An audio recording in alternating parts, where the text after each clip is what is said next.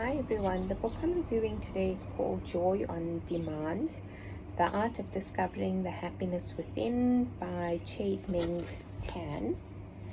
So I've been practicing a bit of meditation and I thought this book would be interesting. It's quite a light read. I do feel sometimes it gets a bit too lost into storytelling from his side that can be distracting, but overall a great read. I love that he has so many exercises and little notes in terms of meditation and tips and how to try it, whether it's for a minute or two, and that made it really a very practical guide, which I absolutely enjoyed. So from the chapter Joy Becomes You, confidence arising from knowing. Knowledge is confidence. There are three aspects of confidence that arise from knowing. The first aspect, which has very little to do with meditation, is knowing your stuff. There is, however, another aspect of confidence that arises from knowing that is even more powerful than the first. That is knowing yourself. Knowing yourself means strong self-awareness, both at the level of emotional awareness and self-assessment.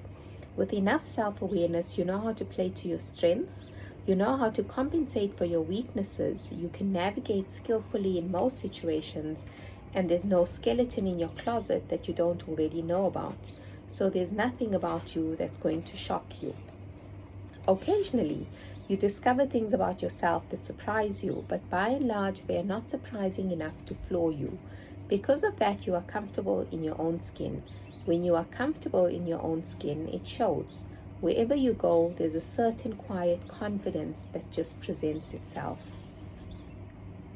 And that's the great aspect in terms of there's many types of confidence, but do you know yourself?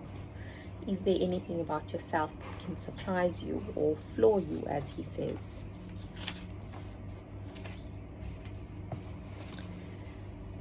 There is a willingness to bear witness to our own pain and failure, to be willing and able to clearly see the self, this wretched, useless self, to see all his pain, to see all his failings, his desperate clinging onto all things pleasant and his frenzied aversion to all things unpleasant, to see all the suffering involved in having this human form manifest in him, to be willing and be able to bear witness to all that with composure and kindness.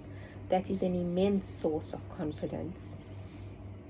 Better still, if you can witness all that pain and failure within yourself, and have the composure of kindness to be sufficiently strong for a gentle joy to arise and permeate even in the midst of witnessing all that pain and failure, then you will have no more fear, and you will embody the confidence of fearlessness.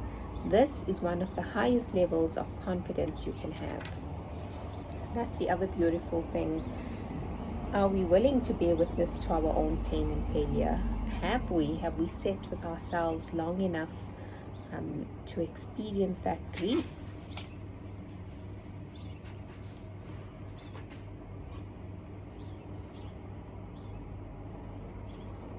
Daily practice for mind training with ease. Next, understand that we do not settle the mind. The mind settles itself. All we do is create the conditions conducive for the mind to settle. And that's something that he takes you through, from a basic practices that you can do to more advanced, and it is quite amazing to see how does your mind settle and how long does it take it.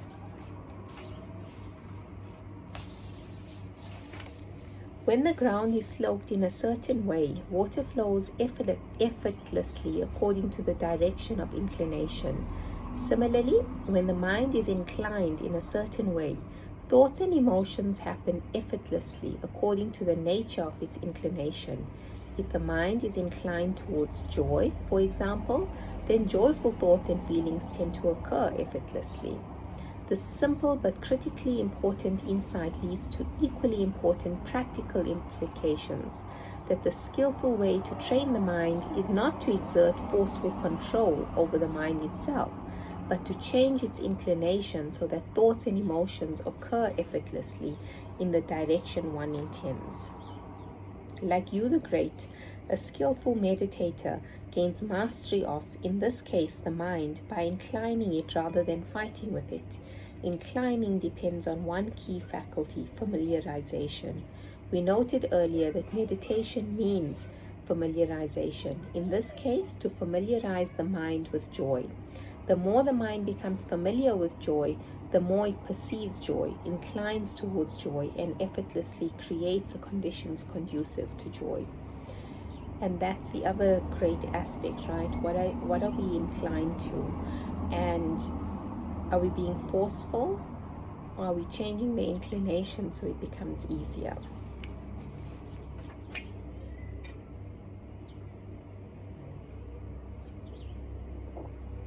So it is entirely possible that a keen awareness of one's own mortality is one of the secrets of happiness.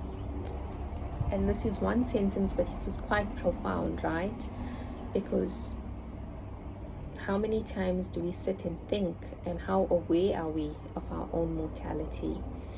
And we generally don't want to talk through concepts that show there's an ending to things, right? Including our mortality. And one of the ways of experiencing joy or happiness comes from this keen awareness of our own mortality.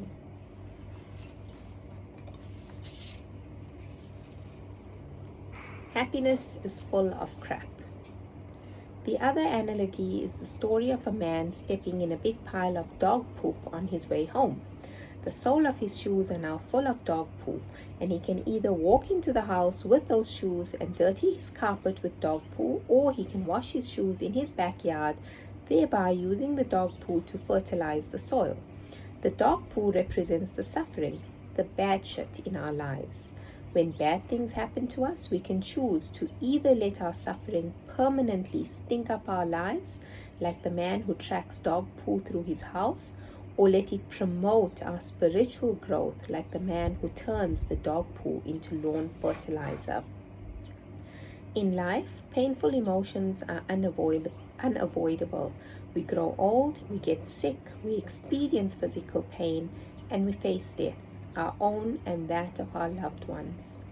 Also, very often, life forces us to be with things that we greatly dislike, or it prevents us from getting what we desperately want, or we lose what we have that is dear to us. In every case, some emotional pain is unavoidable. Even Matthew Ricard, the happiest man in the world, with 60,000 hours of mind training and counting, tells me that it is impossible to be joyful all the time, because pain and difficulties in life are inevitable, and there is so much suffering everywhere. How are you going to look at this? I love the analogy that he gives here about the poo, right? And we're stepping on it all the time. And the choice really is with us. Are we going to carry it and spread it through our house? Or are we going to use it and learn from it and actually use it to benefit our lives?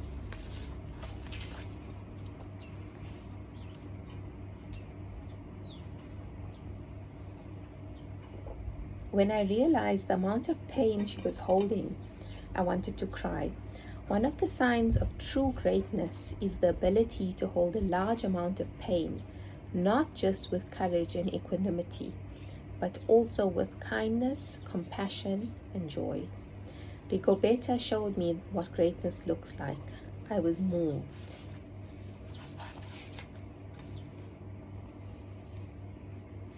And here he shares another story about happiness, right? And how happiness can be full of crap. Oh no, what to do? Fortunately, the heavenly king was wise. First, he clearly saw Anger Monster for what he was, and then he treated the monster with loving kindness. He spoke kindly and lovingly to Anger Monster, and with every word he spoke, the monster got a little smaller. Eventually, anger monster shrunk to the size of a pea, and the wise king gently took him off the throne. I think we can all relate to this because there are times when we've all been angry. And I think if we're skillful enough to sit with our anger for long enough, we realize that there's more to it, right? It's not just the anger. And I love the story because it highlights how we should actually approach others in our lives when they're angry, right? Loving compassion, that's what they need.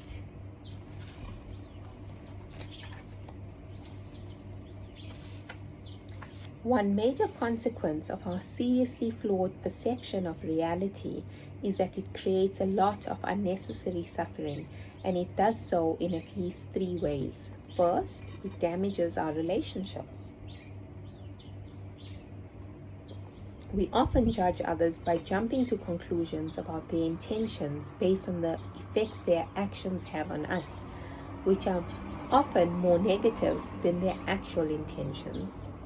Second, the way we judge ourselves tends to be far more negative than the facts can justify. Third, our seriously flawed perception of reality leads us to be far less happy than our life circumstances justify, because we tend to downplay the positives and overplay the negatives in our lives.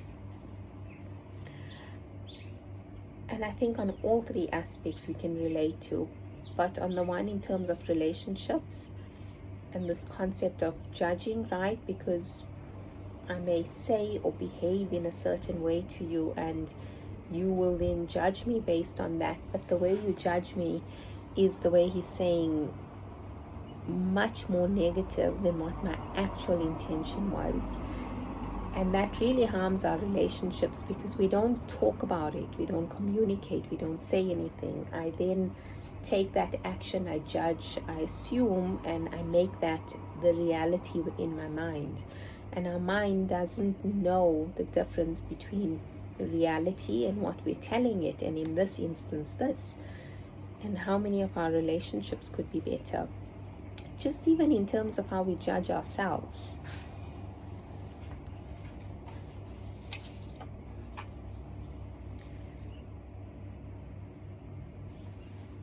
Three steps in suffering skillfully, because I think he's made it quite clear we're all going to suffer, right? So how can we suffer skillfully? Don't think, just feel. As much as possible, just feel the present moment sensations in the body. Come home to yourself, come home to the present moment. 2, cradle with tenderness. Figuratively, cradle the self in pain like a mother cradles her crying baby. And just by doing that, the baby feels better. Similarly, treat the self in pain like a baby and cradle it tenderly with love. And number 3, cultivate compassion from the suffering. Compassion arises from understanding suffering. So understand the suffering and allow that understanding to turn into compassion. When compassion suffuses the mind, suffering naturally weakens and sometimes fades away.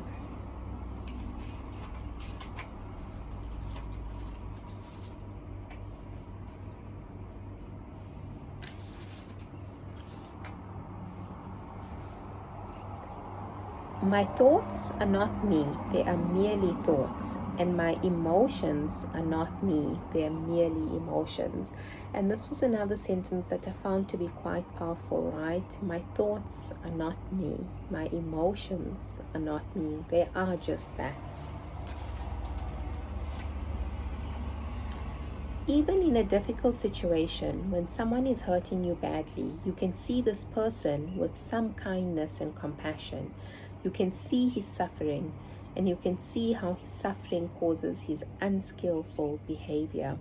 And this goes back to loving kindness.